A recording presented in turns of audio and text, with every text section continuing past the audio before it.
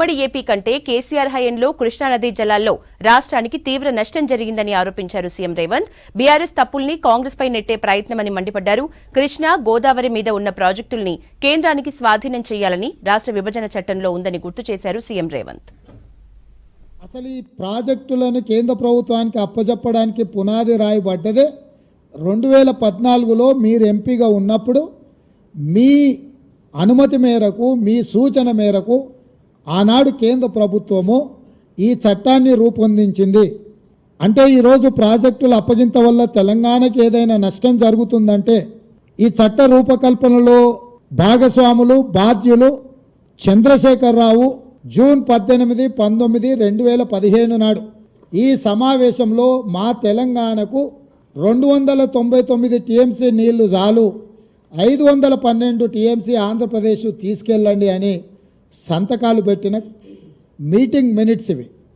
అంటే 2023 మార్చిలో ప్రవేశపెట్టిన budget grants, demands and grants Krishna river management బోర్డుకు 200 కోట్లు, గోదావరి రివర్ మేనేజ్మెంట్ బోర్డుకి ఇంకొక 200 కోట్లు స్పష్టంగా ఈ నిధులను కేటాయించుకుంటూ 2023 మార్చి బడ్జెట్లో 400 కోట్ల రూపాయలు హ్యాండ్ ఓవర్ చేసిన వాటిని నిర్వహించడానికి ఈ బడ్జెట్లో స్పష్టంగా పొందుపరిచింది. 200 కోట్లు 400 కోట్ల రూపాయలను కేటాయించడానికి ఇగో చంద్రశేఖరరావు చీఫ్ మినిస్టర్ ఈ బుక్ మీద కింద పేరుంది. ఈరోజు కాంగ్రెస్ పార్టీ తెలంగాణ నాయకులను దోషులుగా ఆరోపణ చేస్తున్న చంద్రశేఖరరావు, నీ గత చరిత్ర ఒక్కసారి వెనక్కి తిరిగి చూసుకో. జగన్మోహన్ రెడ్డి గారు ప్రగతి భవన్లో కేసీఆర్ను కలిసి పంచభక్ష పరమాణాలు తిని కృష్ణానది మీద జలాల మీద 6 గంటలు ఈ మొత్తం సాగునీటి ప్రాజెక్టుల మీద సమీక్ష చేసి రాయలసీమ లిఫ్ట్ ద్వారా పర్ డే 8 టీఎంసీలు తరలించకపోవడానికి కేసీఆర్ అనుమతి ఇచ్చిండ్రు. నేను సూటికి ఒక్క మాట అడగదలుచుకున్న చంద్రశేఖరరావు, నీకేమాత్రం సిగ్గున్న ఒక్క మాటకు సమాధానం చెప్పు.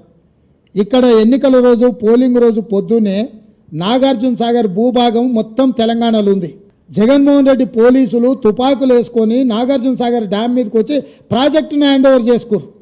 ఈ సన్నాసి రండా జగన్మోహన్ రెడ్డి తెలంగాణలోకి వచ్చి నాగార్జున సాగర్ ప్రాజెక్టును ఆక్రమించుకుంటే నోట్లకెళ్ళి మాట వెళ్ళలే.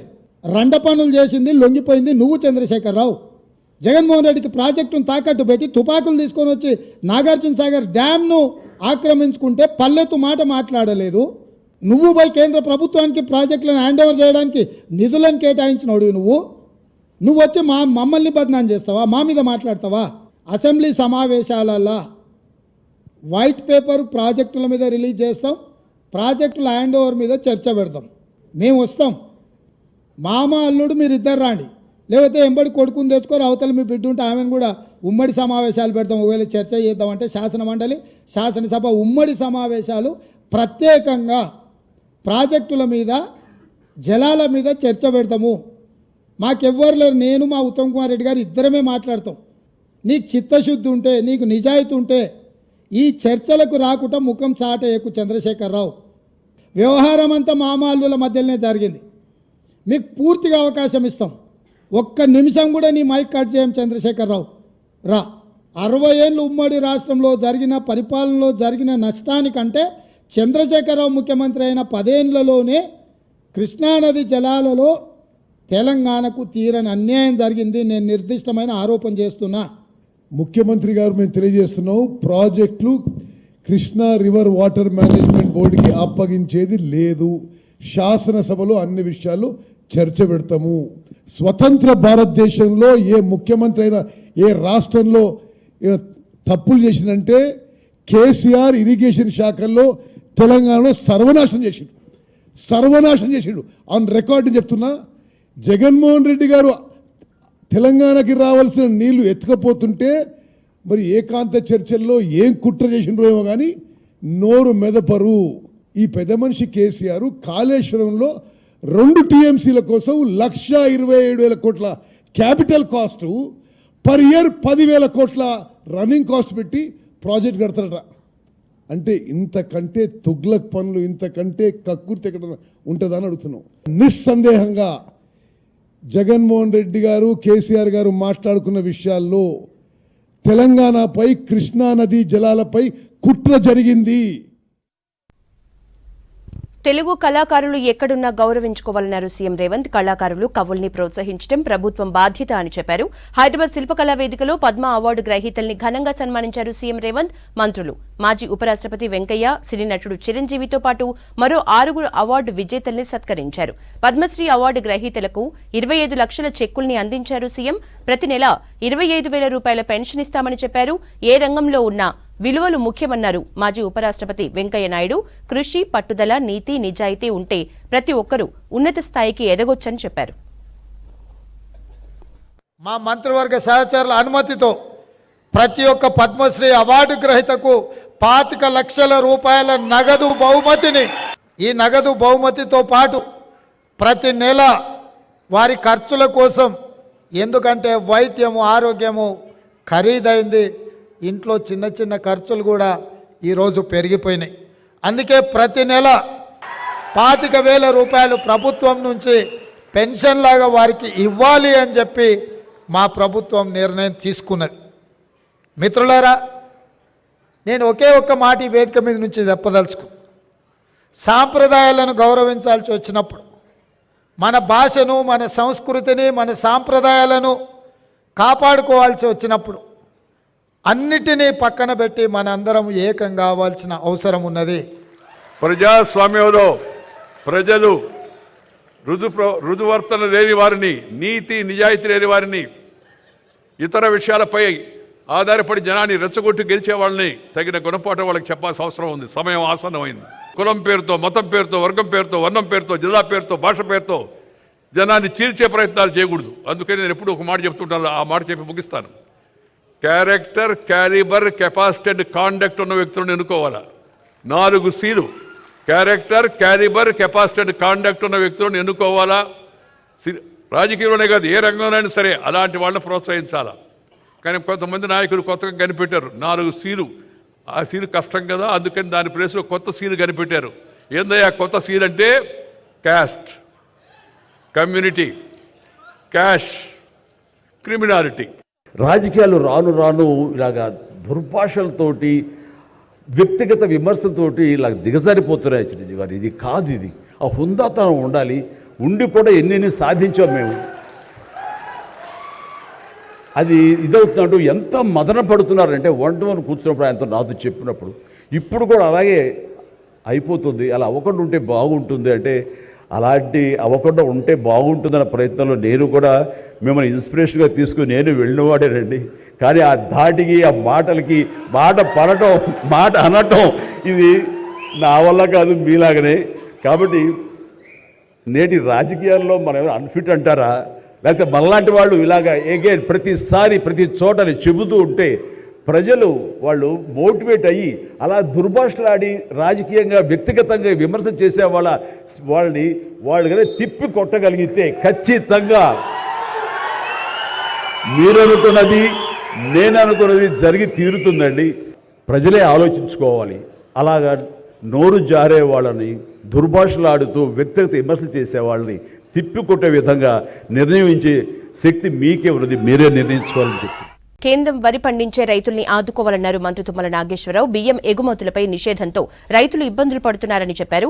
క్రీడలతో దృఢంగా ఉంటామన్నారు మంత్రి పొన్నం ప్రభాకర్. మంచిర్యాల జిల్లాకు కొండా లక్ష్మణ్ బాపూజీ పేరు పెట్టేలా కృషి చేస్తానన్నారు చెన్నూరు ఎమ్మెల్యే వివేక్ వెంకటస్వామి.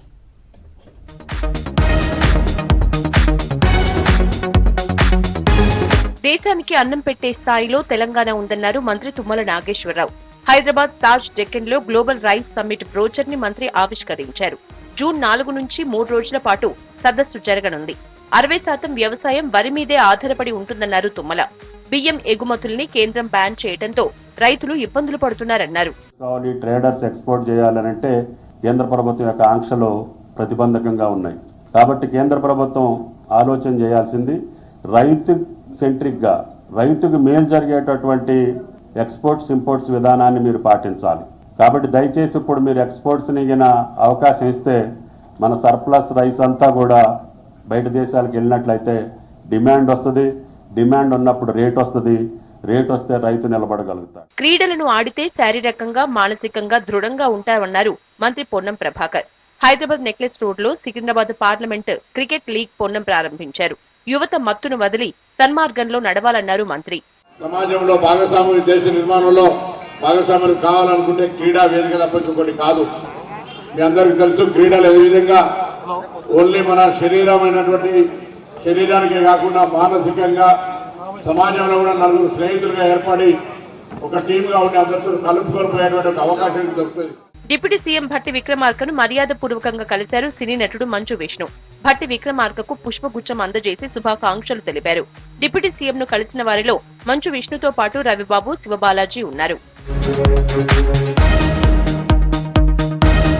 సీఎం రేవంత్ తో మాట్లాడి మంచిర్యాల జిల్లాకు కొండా లక్ష్మణ్ బాపూజీ పేరు పెట్టేలా కృషి చేస్తారన్నారు చెన్నూరు ఎమ్మెల్యే వివేక్ వెంకటస్వామి. మంచిర్యాల జిల్లా కాతన్పల్లిలో పద్మశాలి సంక్షేమ సంఘం ఆత్మీయ సమ్మేళనంలో పాల్గొన్నారు. దివంగత మాజీ కేంద్ర మంత్రి కాకా వెంకటస్వామి పద్మశాలి కులస్తుల కోసం ఎన్నో కార్యక్రమాలు చేపట్టారని గుర్తు చేశారు. ముఖ్యమంత్రి గారితో మాట్లాడేటప్పుడు చెప్పినాను, తెలంగాణ గురించి ఎవరైతే త్యాగాలు చేశారో, తెలంగాణ గురించి ఎవరైతే కొట్లాడారో వాళ్ళనందరినీ కూడా గౌరవించే అవసరం ఉన్నది. ఎప్పుడైతే ఈ జిల్లాల పేర్లు వారు పెడతారో అప్పుడు కొండా లక్ష్మణ్ బాపూజీ గారి పేరు డెఫినెట్లీ మంచిర్యాలకి పెట్టేలాగా నేను ప్రయత్నం చేస్తానని చెప్పి మీ అందరికీ మాటిస్తున్నా, భరోసా కూడా ఇప్పిస్తున్నాను. జీవో 69 అమలు చేసి నారాయణపేట కొడంగల్ ఎత్తిపోతల పథకం ద్వారా రైతులకు సాగునీరు అందిస్తామన్నారు కాంగ్రెస్ వర్కింగ్ కమిటీ సభ్యులు మాజీ ఎమ్మెల్యే వంశీచందర్ రెడ్డి. పాలమూరు న్యాయ యాత్ర పేరుతో పాదయాత్ర చేస్తున్న వంశీచందర్ నారాయణపేట జిల్లా ధన్వాడలో కార్నర్ మీటింగ్ లో పాల్గొన్నారు. 10 ఏళ్లలో బీఆర్ఎస్ సర్కార్ నారాయణపేట జిల్లాను పట్టించుకోలేదని ఆరోపించారు. సీఎం రేవంత్ నారాయణపేట కొడంగల్ ఎత్తిపోతల పథకంపై సానుకూలంగా ఉన్నారని చెప్పారు. గత 10 సంవత్సరాలు రాష్ట్రంలో అధికారంలో ఉన్నారో, ఇప్పుడు 10 సంవత్సరాల నుంచి కేంద్రంలో ఎవరైతే అధికారంలో ఉన్నారో వాళ్లకు సమాధానంగా చెప్తున్నా, ఒకవేళ మీరు గనక ఈ 10 సంవత్సరాలలో మన ప్రాంతానికి జీవో 69 ద్వారా సాగునీరు తీసుకొచ్చి నారాయణపేట నియోజకవర్గంలో 35,000 ఎకరాలకు సాగునీరు అందిస్తే మేము ఇవాళ ఈ పాలమూరు న్యాయయాత్ర చేసేటోళ్ళం కాదు. యాదాద్రి భువనగిరి జిల్లాలో 2 విద్యార్థినులు సూసైడ్ చేసుకోవడం చాలా బాధాకరమన్నారు రాష్ట్ర మహిళా కాంగ్రెస్ అధ్యక్షురాలు సునీతారావు. బాధిత కుటుంబాలను ప్రభుత్వం తరపున ఆదుకుంటామన్నారు. బాలికలు ఎలాంటి తొందరపాటు చర్యలకు పాల్పడొద్దన్నారు. ఏదైనా సమస్య ఉంటే తల్లిదండ్రులకు చెప్పుకోవాలని సూచించారు సునీతారావు.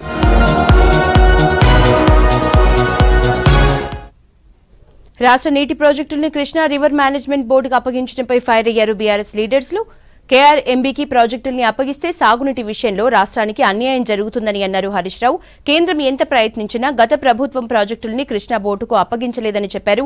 అసెంబ్లీ ఎన్నికల్లో ఓడిపోవటం కూడా ఒక విధంగా మన మంచికే అన్నారు కేటీఆర్.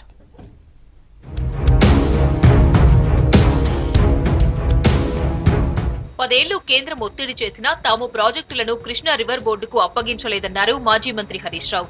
రాష్ట్రానికి రావాల్సిన నీటి వాటా తేల్చలేదు కాబట్టే ప్రాజెక్టులను కేఆర్ఎంబీకి అప్పగించలేదన్నారు. ఎల్బీనగర్ ఎమ్మెల్యే సుధీర్ రెడ్డి ఆధ్వర్యంలో జరిగిన బీఆర్ఎస్ విస్తృత స్థాయి సమావేశంలో మాట్లాడారు హరీష్. కాంగ్రెస్ నిర్ణయం వల్ల సాగునీటి కొరత రాబోతోందన్నారు. అంతకు ముందు సంగారెడ్డి జిల్లా పటాన్చెరులో మెదక్ ఎంపీ పార్లమెంట్ నియోజకవర్గ మీటింగ్ కు హాజరయ్యారు. 10 ఏళ్లలో కేంద్ర ప్రభుత్వం ఎంత ఒత్తిడి తెచ్చినా నాగార్జున సాగర్, శ్రీశైలం ప్రాజెక్టులను, కృష్ణా మీద ఉన్న ప్రాజెక్టులను మనం ఢిల్లీకి అప్పచెప్పకుండా కాపాడినాం. కానీ 2 నెలల్లోనే వీళ్ళు ఆ ప్రాజెక్టులను ఢిల్లీకి అప్పచెప్పిండ్రు. ఇవాళ మనకు మంచి నీళ్లు కావాలన్నా, కరెంటు కావాలన్నా, కాలువ నీళ్లు కావాలన్నా ఢిల్లీని అడుక్కునే పరిస్థితి తెచ్చిపెట్టింది. ఎట్లయిపోయింది వీళ్ళ పాలన అంటే, ఆనాడు ప్రచారంలో అబద్దాలు, నేడు పాలనలో అసహనం. అసెంబ్లీ ఫలితాలు మన మంచికే అన్నారు బీఆర్ఎస్ వర్కింగ్ ప్రెసిడెంట్ కేటీఆర్. చీకటి ఉంటేనే వెలుగు విలువ తెలుస్తుందన్నారు. మేడ్చల్లో ఉప్పల్ ఎమ్మెల్యే బండారి లక్ష్మారెడ్డి విజయోత్సవ సభ, మల్కాజ్గిరి బీఆర్ఎస్ ముఖ్య నేతల సమావేశాలకు హాజరయ్యారు కేటీఆర్. 100 రోజుల్లో ఇచ్చిన హామీలు అమలు చేయకపోతే కాంగ్రెస్ ను బొంద పెడతామన్నారు. మీ ఉప్పల్ ఇంత జోష్ చూస్తుంటే నాకైతే డౌట్ వస్తుంది.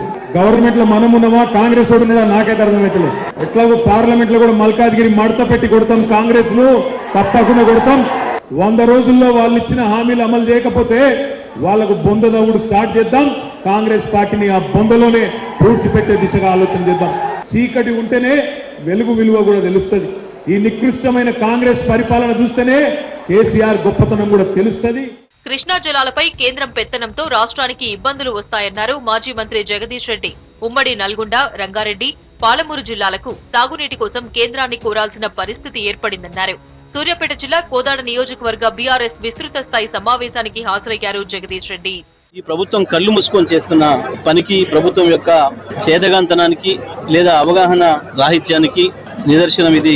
కేఆర్ఎంబీకి అప్పచెప్పడం అనేది కృష్ణానది పైన ఉన్న ప్రాజెక్టులన్నింటినీ కూడా కృష్ణా పరివాహక ప్రాంతంలో ఉన్న రైతాంగానికి, ప్రజలందరికీ కూడా చాలా పెద్ద తీరని ద్రోహం అవుతుంది. కేవలం సాగునీరే కాదు, తాగునీటికి కూడా ఇబ్బందులు పడే పరిస్థితులు వస్తాయి.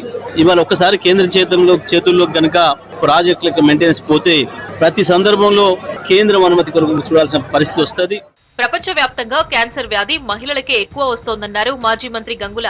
క్యాన్సర్ ను ఫస్ట్ స్టేజ్ లో గుర్తిస్తే దాని నుంచి బయటపడొచ్చన్నారు వినోద్. ప్రపంచ క్యాన్సర్ దినోత్సవం సందర్భంగా కరీంనగర్ లో మహిళలకు ఉచిత క్యాన్సర్ నిర్ధారణ పరీక్షల శిబిరాన్ని ప్రారంభించారు.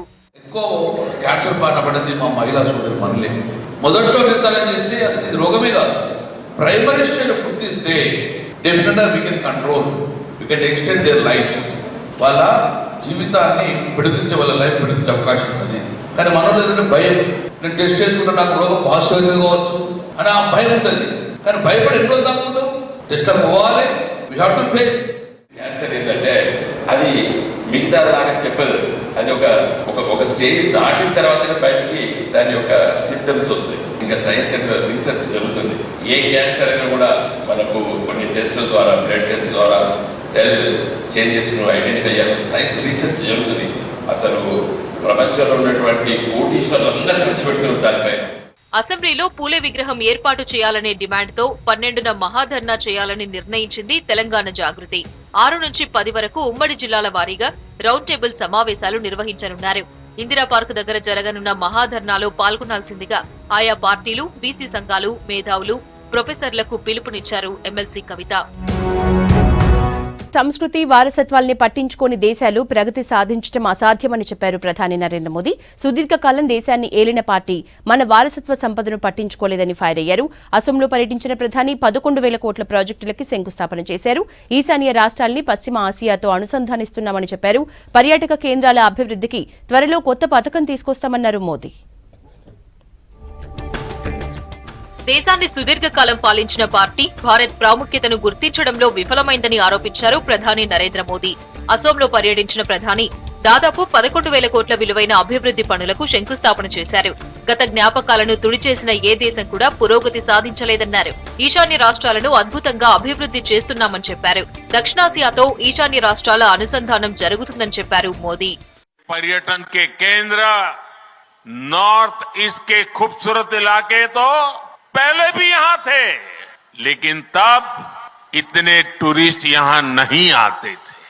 इन सारी परिस्थितियों को आज भाजपा की डबल इंजन सरकार ने, एनडीए सरकार ने बदला है. पिछले 10 वर्षों में हमारी सरकार ने यहां विकास पर होने वाले खर्च को 4 गुना बढ़ाया है. ఈశాన్య రాష్ట్రాలు కేవలం పర్యాటక ప్రదేశాలే కాదు, వేల ఏళ్ల నాటి భారత నాగరికతకు చిహ్నాలన్నారు ప్రధాని నరేంద్ర మోదీ. సంక్షోభాలు ఎదుర్కొని దేశం స్థిరంగా ఎలా నిలబడిందో చెప్పే గుర్తులన్నారు. గత 10 ఏళ్లలో పరిస్థితుల్లో ఎంతో మార్పు వచ్చిందని చెప్పారు మోదీ. అసోంలో శాంతిని పునరుద్ధరించామని చెప్పారు. సుమారు 7,000 మంది తుపాకులు వదిలి జనజీవన స్రవంతిలో కలిశారని చెప్పారు. త్వరలో చారిత్రక ప్రదేశాలను తీర్చిదిద్దేందుకు కొత్త పథకాన్ని ప్రవేశపెడతామని హామీ ఇచ్చారు. सालों साल से जो इलाके अशांत थे, वहां अब स्थायी शांति स्थापित हो रही है. राज्यों के बीच सीमा विवाद हल हो रहे हैं. नॉर्थ ईस्ट में हजारों युवाओं ने हिंसा का रास्ता छोड़कर विकास का रास्ता चुना है. बंद के कार्यक्रम और गुवाहाटी तक के अंदर बम ब्लास्ट की घटनाएं मैं अपनी आंखों से देखता था. आज वो भूतकाल बनता चला गया है. दोस्तों, लोग शांति से जी रहे हैं. ఐక్యతా శక్తి వికసిత్ భారత్ యొక్క ప్రధాన ఆధారమన్నారు ప్రధాని నరేంద్ర మోదీ. ఆచార్య ఎన్ఎస్ గోయంకా శత జయంతి ఉత్సవాల ప్రారంభం సందర్భంగా మోదీ వర్చువల్ గా మాట్లాడారు. దేశం అమృత్ మహోత్సవ్ ను జరుపుకుంటోందని చెప్పారు. ఒకే జీవితం ఒకే లక్ష్యానికి సరైన ఉదాహరణ గోయంకాయేనన్నారు ప్రధాని. आज डिस्ट्रेस और स्ट्रेस एक आम बात हो गई है. हमारे युवा भी वर्क लाइफ बैलेंस लाइफस्टाइल और ऐसी परेशानियों के कारण स्ट्रेस का शिकार हो रहे हैं। माइक्रो फैमिली, न्यूक्लियर फैमिली की वजह से घरों में बुजुर्ग माँ बाप के बहुत तनाव में रहते हैं। इसे जोड़ने का प्रयास करना चाहिए, उसका मन शांत हो और दुनिया में सद्भाव हो। उनका प्रयास था कि उनके अभियान का लाभ आने वाली पीढ़ियों को भी मिलता रहे। అసోం సీఎం హిమంత బిశ్వశర్మతో పాటు పలువురు రాజకీయ ప్రముఖులు ఉన్నారు.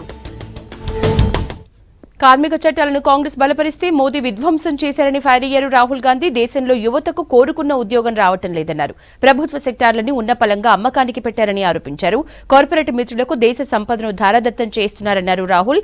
ప్రజల ఆర్థిక అన్యాయానికి వ్యతిరేకంగా తన యాత్ర కొనసాగుతోందని, విద్వేషాల బజార్లో ప్రేమ దుకాణం తెరిచామన్నారు రాహుల్.